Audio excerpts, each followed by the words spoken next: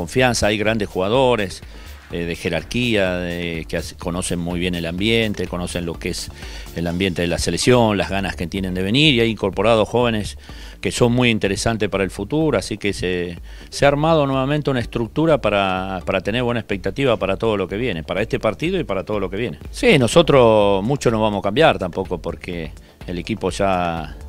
está mentalizado, tiene trabajo, está preparado, sabe el equipo que va a enfrentar. Y sabés que cuando se juega el mano a mano, es el que se equivoca pierde, así que estamos preparados para ese partido. Y nosotros nos toca Brasil primero, pero tenemos mucha confianza, el equipo está realmente en su mejor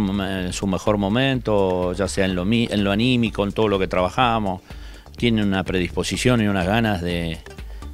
llegar a la semifinal, y eso ya nos permitiría quedarnos hasta el final del torneo. Nosotros creo que venimos con mucha confianza después de los últimos resultados, de ganar nuevamente un poco de respeto de lo que habíamos perdido últimamente,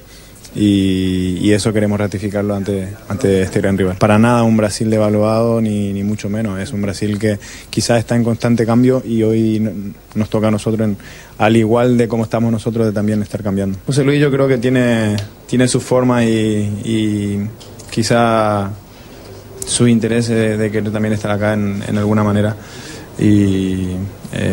quizá no le tocó la oportunidad de poder estar y poder volcar lo que sabe acá en el fútbol.